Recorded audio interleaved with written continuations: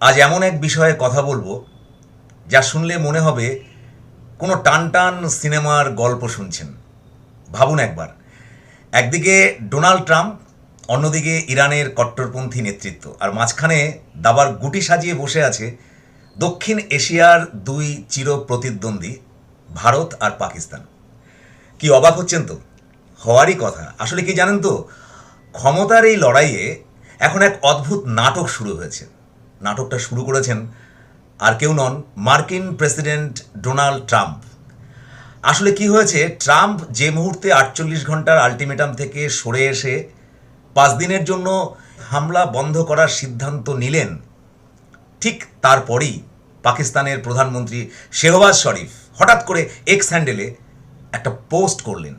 সেখানে সেখানে তিনি সরাসরি বলেছেন, আমেরিকা আর ইরান যদি রাজি থাকে তবে পাকিস্তান তাদের মধ্যে মধ্যস্থতা করতে রাজি। কিন্তু চমক তো সেখানে নয়, চমকটা হলো যখন দেখা গেল খোদ মার্কিন প্রেসিডেন্ট ডোনাল্ড ট্রাম্প সেই পোস্টের, অর্থাৎ পাকিস্তানের প্রধানমন্ত্রী শেহবাজ শরীফের সেই পোস্টের একটা স্ক্রিনশট নিয়ে নিজের সোশ্যাল প্ল্যাটফর্মে নাম ট্রুথ সোশ্যাল, সেখানে তিনি শেয়ার করলেন। শুরু হলো নাটক।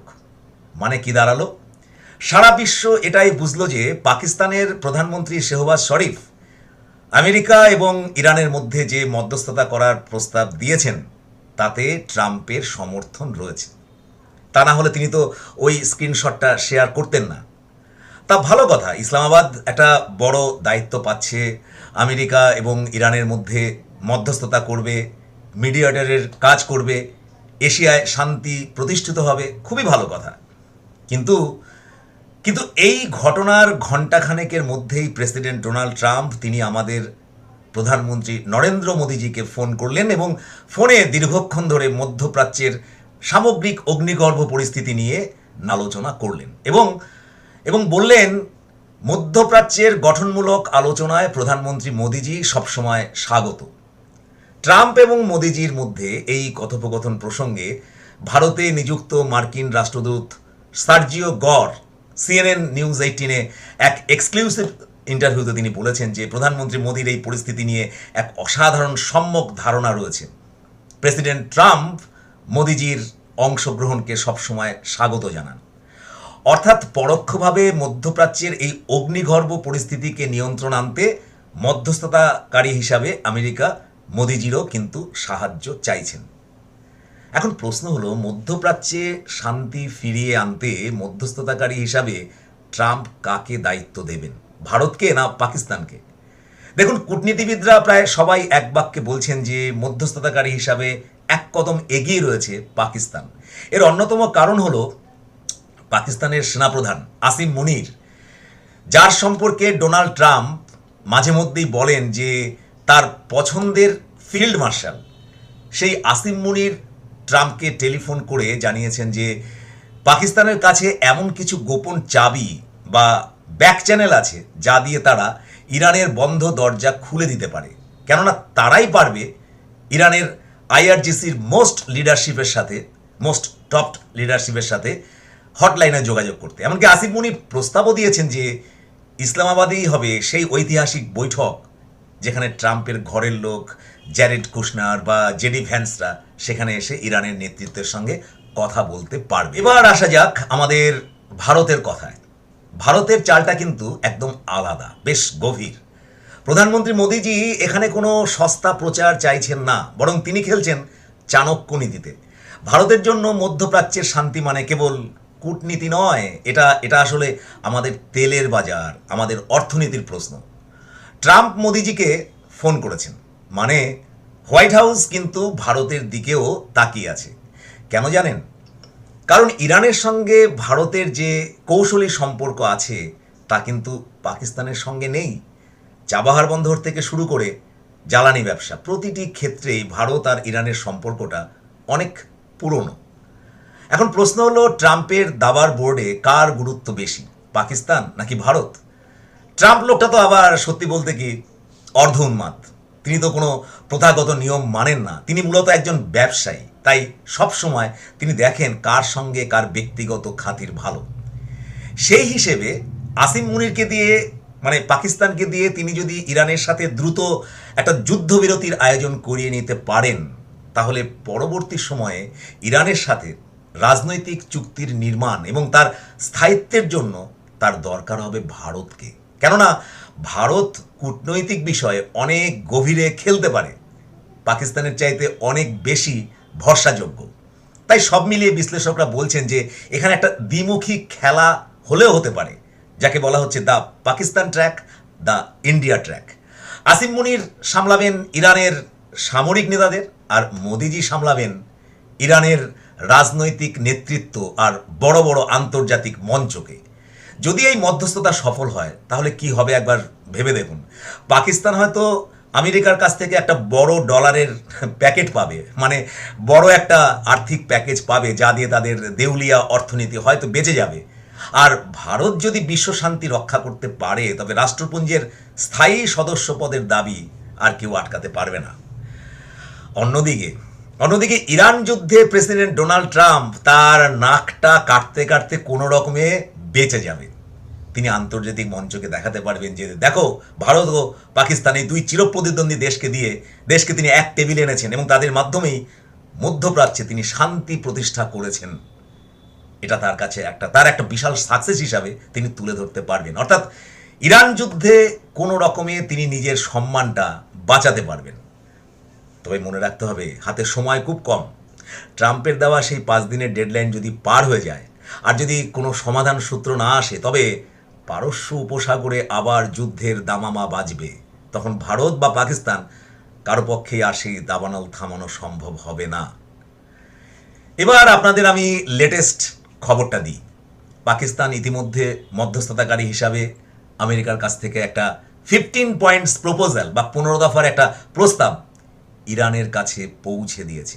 উদ্দেশ্য মধ্যপ্রাচ্যে যুদ্ধ থামানো এবং শান্তি প্রতিষ্ঠা করা।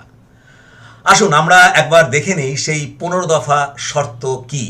ইরানের প্রতি আমেরিকার প্রধান দাবিসমূহ: 1. পারমাণবিক সক্ষমতা ধ্বংস। ইরানকে তাদের বর্তমান সমস্ত পারমাণবিক সক্ষমতা এবং অবকাঠামো পুরোপুরি ভেঙে ফেলতে হবে। 2. অস্ত্র তৈরির স্থায়ী নিষেধাজ্ঞা। ইরানকে এই মর্মে গ্যারান্টি দিতে হবে যে তারা ভবিষ্যতে কখনোই পারমাণবিক অস্ত্র তৈরির চেষ্টা করবে না। 3. ইউরেনিয়াম সমৃদ্ধকরণ বন্ধ। ইরানের নিজস্ব ভূখণ্ডে কোনো প্রকার ইউরেনিয়াম সমৃদ্ধকরণ কার্যক্রম চালানো যাবে না। 4. মজুদ ইউরেনিয়াম হস্তান্তর। ইরানের কাছে বর্তমানে যে প্রায় 450 কেজি 60% সমৃদ্ধ ইউরেনিয়াম জমা আছে, তা একটি নির্দিষ্ট সময়ের মধ্যে আন্তর্জাতিক পরমাণু শক্তি সংস্থা IAEA তাদের কাছে জমা দিতে হবে। 5. পারমাণবিক কেন্দ্র বন্ধ। নাতাঞ্জ, ইস্পাহান এবং ফোর্দোর মতো গুরুত্বপূর্ণ পারমাণবিক স্থাপনাগুলো পুরোপুরি ধ্বংস করে দিতে হবে। 6. পূর্ণ সক্ষমতা। রাষ্ট্রপুঞ্জের পরমাণু পর্যবেক্ষণ সংস্থা IAEA তাকে ইরানের যে কোনো স্থানে অবাধে প্রবেশাধিকার দিতে হবে এবং তাকে পূর্ণ স্বচ্ছতা নিশ্চিত করতে হবে। 7. আঞ্চলিক প্রক্সি ত্যাগ। মধ্যপ্রাচ্যের দেশগুলোতে ইরানের যে প্রক্সি নেটওয়ার্ক বা সহযোগী গোষ্ঠী রয়েছে, যেমন হিজবুল্লাহ, হামাস বা হুতি, তাদের সমর্থন দেওয়া বন্ধ করতে হবে। 8. অর্থায়ন ও অস্ত্র বন্ধ। এই আঞ্চলিক গোষ্ঠীগুলিকে অর্থ, প্রশিক্ষণ বা উন্নত অস্ত্র সরবরাহ করা থেকে ইরানকে বিরত থাকতে হবে। 9. মুক্ত সমুদ্রপথ। পারস্য উপসাগরের প্রবেশপথ হরমুজ প্রণালীকে আন্তর্জাতিক জাহাজ চলাচলের জন্য সবসময় মুক্ত এবং নিরাপদ রাখতে হবে। 10. ক্ষেপণাস্ত্রের সীমা। ইরানের ব্যালিস্টিক ক্ষেপণাস্ত্রের পাল্লা, রেঞ্জ এবং সংখ্যার উপর কঠোর সীমাবদ্ধতা আরোপ করা হবে, যা পরে নির্ধারিত হবে। 11. প্রতিরক্ষামূলক ব্যবহার। ইরান ভবিষ্যতে কোনো ক্ষেপণাস্ত্র ব্যবহার করলে তা শুধুমাত্র নিজেদের আত্মরক্ষার জন্যই ব্যবহার করতে পারবে। বিনিময়ে ইরান যা পাবে: নিষেধাজ্ঞা প্রত্যাহার। আন্তর্জাতিকভাবে ইরানের উপর আরোপিত সমস্ত অর্থনৈতিক ও বাণিজ্যিক নিষেধাজ্ঞা সম্পূর্ণভাবে তুলে নেওয়া হবে। 13. বেসামরিক পারমাণবিক সাহায্য। বিদ্যুৎ উৎপাদনের মতো শান্তিপূর্ণ বা বেসামরিক কাজে পারমাণবিক প্রযুক্তি ব্যবহারের জন্য আমেরিকা ইরানকে কারিগরি সহায়তা দেবে। 14 বিশ্ব বাণিজ্যে সার্বভৌমত্ব। পারমাণবিক নিরস্ত্রীকরণ প্রস্তাবে ইরান সম্মত হলে বিশ্ব বাণিজ্যে তাকে সার্বিকভাবে সাহায্য করা হবে। 15 স্ন্যাপব্যাক বাতিল। এই চুক্তির সবচেয়ে বড় বিশেষত্ব হল এতে স্ন্যাপব্যাক মেকানিজম থাকবে না, অর্থাৎ ইরান কোনো ভুল করলে আমেরিকা একক সিদ্ধান্তে আগের মতো স্বয়ংক্রিয়ভাবে নিষেধাজ্ঞা ফিরিয়ে আনতে পারবে না।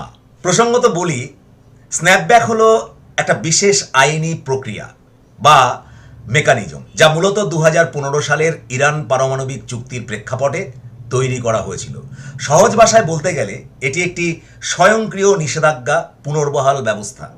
এই ব্যবস্থায় বলা হয়েছে যে পারমাণবিক চুক্তিতে স্বাক্ষরকারী কোনো দেশ, যেমন আমেরিকা বা ইউরোপীয় দেশগুলো, যদি অভিযোগ করে যে ইরান চুক্তি মানছে না, তবে তারা বিষয়টি নিরাপত্তা পরিষদে জানাতে পারবে এবং জানানোর পর 30 দিনের মধ্যে কোনো সমাধান না হলে বা নতুন কোনো প্রস্তাব যদি পাশ না হয়, তাহলে ইরানের উপর পূর্বের সমস্ত আন্তর্জাতিক নিষেধাজ্ঞা স্বয়ংক্রিয়ভাবে আবার কার্যকর হয়ে যাবে।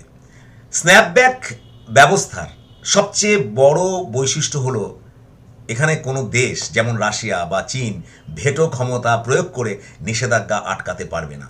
ইরান সবসময় এই ব্যবস্থার বিরোধিতা করে এসেছে, কারণ ইরান মনে করে যে এটি তাদের সার্বভৌমত্বের উপর একটা বড় আঘাত, বড় চাপ। কারণ আমেরিকা চাইলে যে কোনো সময় যে কোনো অজুহাতে ইরানের উপর পুরনো নিষেধাজ্ঞাগুলিকে আবার চাপিয়ে দিতে পারবে। 15 দফার প্রস্তাবের শেষ পয়েন্টে বলা হয়েছে যে নতুন চুক্তিতে এই স্ন্যাপব্যাক ব্যবস্থাটি তুলে নেওয়া হবে। এর অর্থ হলো ভবিষ্যতে যদি ইরান কোনো শর্ত ভঙ্গ করে, তবে আমেরিকা সরাসরি একতরফাভাবে নিষেধাজ্ঞা ফিরিয়ে আনতে পারবে না। সুতরাং নিঃসন্দেহে বলা যায় যে এই স্ন্যাপব্যাক ব্যবস্থা উঠে গেলে তা ইরানের পক্ষে একটা বড় কূটনৈতিক বিজয় হিসাবে তা চিহ্নিত হবে। এদিকে ইরান দাবি করছে যে তারা আমেরিকার সাথে কোনো সক্রিয় আলোচনায় নেই। এমনকি তাদের সামরিক মুখপাত্র ডোনাল্ড ট্রাম্পের এই যে আলোচনার প্রচেষ্টা, তাকে কটাক্ষ করেছেন, তীব্র উপহাস করেছেন। অন্যদিকে ইরান যেমন ইসরায়েলের দিকে ক্ষেপণাস্ত্র ছুটছে, তেমনি ইসরায়েলও ইরানের দিকে ক্ষেপণাস্ত্র ছুটছে। অর্থাৎ এখনো পর্যন্ত কিন্তু উত্তেজনা কমার কোনো সম্ভাবনা নেই। আর যদি 5 দিনের সময়সীমা পার হয়ে যায়, তাহলে ট্রাম্প যে কি করবেন, কি করে বসবেন, অর্ধ উন্মাত্ত কি যে করবেন তা অন্যেরা তো বটে নিজেই জানেন না। সুতরাং নিঃসন্দেহে বলা যায় যে মধ্যপ্রাচ্যে অশান্তি, মধ্যপ্রাচ্যে যুদ্ধ নিয়ে সারা বিশ্বের দুশ্চিন্তা কিন্তু বিন্দুমাত্র কমেনি। কোনো সমাধান সূত্র না বেরোলে ভয়ঙ্কর সেই যুদ্ধ, তৃতীয় বিশ্বযুদ্ধ, তার সম্ভাবনা কিন্তু এড়ানো যাচ্ছে না। আগামী দিনগুলোতে আমাদের নজর থাকবে এদিকেই, আপনারাও নজর রাখুন। আজ এই পর্যন্ত, দেখা হবে এইরকমই নতুন কোনো নলেজেবল ভিডিওতে। ভালো থাকুন, নমস্কার।